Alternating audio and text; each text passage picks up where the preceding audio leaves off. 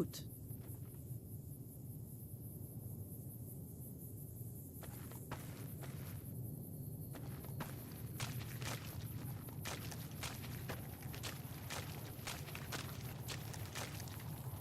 Oladu, Sagasi.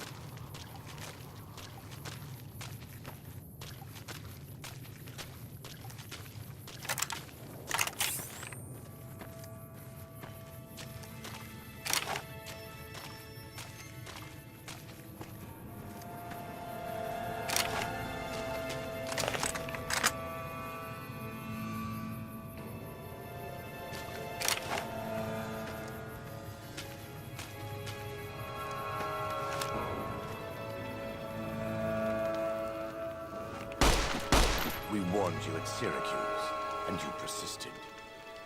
You took advantage of us at New Canaan to drive us out. And like the dogs of Caesar you are, you followed us to Zion. And now you stand on holy ground, a temple to God's glory on earth. The only use for an animal in our temple is sacrifice. Kale wachane conserva o. You understand me, don't you? Don't you? Outman. Kunaman, mad. He killed all white legs. You talk. You stop!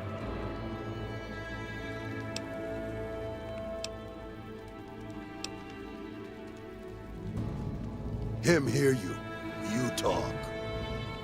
Don't listen to this thing. His cries are those of a mad beast caught in a thicket. He gave no mercy to my family, and I will give none to his.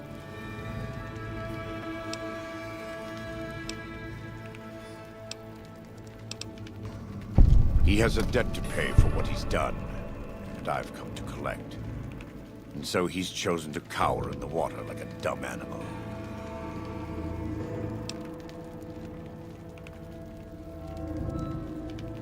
I want to take from them what they took from me, from my family. In this life. I want them to suffer. I want all of them to die in fear and pain. I want to have my revenge. Against him. Against Caesar. I want to call it my own. To make my anger God's anger.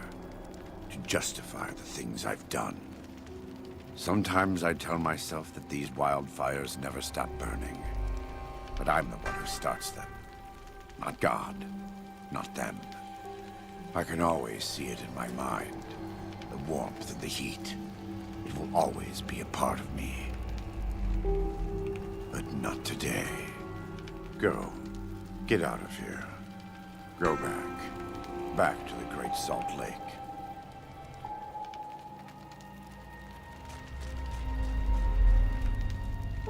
That's it. It's finished. Thank you for staying with me. I couldn't have done this on my own. Let's go find Daniel. Tomorrow we'll be here soon. And there is much to do.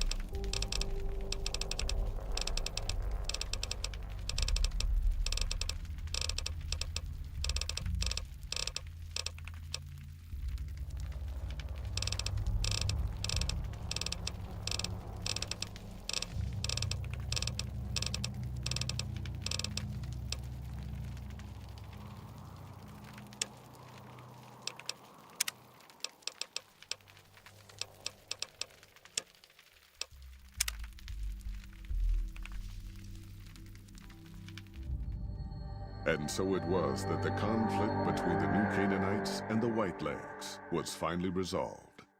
The courier's involvement had tipped the scale, shifting the fragile balance of power. Demoralized by the dead horse and Sorrow's attack the courier and Joshua Graham led against them, the Whitelegs retreated to Great Salt Lake. Their days were numbered. Word soon reached the 80s tribe that the White Leg's spirit was broken. Their war chief a dim shadow of his former self. By year's end, the 80s would overrun the White Leg's camps, scattering the tribe to the winds and claiming the Great Salt Lake for its own. The Sorrows fought beside Joshua Graham and the Dead Horses, eradicating the threat the White Legs posed to Zion. Seeing the courier convinced Joshua Graham to spare Salt upon wounds, the Sorrows learned that retribution could be tempered by mercy. Though he despaired at the Sorrows' loss of innocence, Daniel took some small consolation in the courier's lesson and prayed it would take root. Having helped eradicate the White Legs from Zion, the Dead Horses returned to Dead Horse Point in triumph. They remained neutral toward the Sorrows, but as years went on, there were periods of competitive friction, even violence between the tribes. The new Canaanites, Daniel especially, intervened regularly as mediators, but found it difficult to reconcile the tribe's conflicts. The defeat of the White Legs in Zion marked a turning point in the fortunes of the Happy Trails Caravan Company. Every 2 months, the caravan met with the new Canaanites in Zion Valley to trade. Happy Trails soon returned to prosperity. The vigilance of the Sorrows and Dead Horses in defending southwestern Utah, initially startling to Happy Trails caravans, soon proved a blessing. The tribes united against the 80s, driving them back from Highway 50, and thus opening yet another trading route for Happy Trails caravans. Follows Chuck took the courier's words to heart and decided that he would behold the sights and sounds of distant lands with his own eyes and ears. After returning to Dead Horse Point, he quarreled with his family and other tribe members about his ambitions. One morning, they awoke to discover that Follows Chuck had set off alone, westward, into the wilderness. He was never seen again.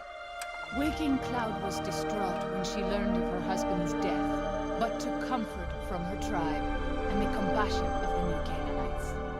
She forgave Daniel for having concealed her husband's fate from her, and learned to accept his fate. When her grief faded, she took a husband from the Dead Horse tribe. At her bidding, he stayed close to home. The threat of the White Legs ended. Joshua Graham helped the Sorrows and Dead Horses tend to their fallen comrades and secure Zion. The courier's words had stayed Joshua's wrath in his darkest hour, and in sparing Salt upon wounds, he was changed. While he continued to advocate militant opposition to the enemies of New Canaan, he sometimes showed quarter to those who crossed his family. Eventually, this new spirit would diminish the myth of the burned man in distant lands. A small price for the peace he brought to Joshua Graham. For years after the defeat of the White Legs, Daniel did his best to minister to the Sorrows' spiritual needs. Try as he might, he could not hold back the tribe's increasing militancy and reverence of Joshua Graham. Demoralized, he returned to his family in Dead Horse Point. His failures haunted him for the rest of his days. And with that, the courier walked out of the history of the tribes of Zion and back to the gathering storm of the Mojave Wasteland.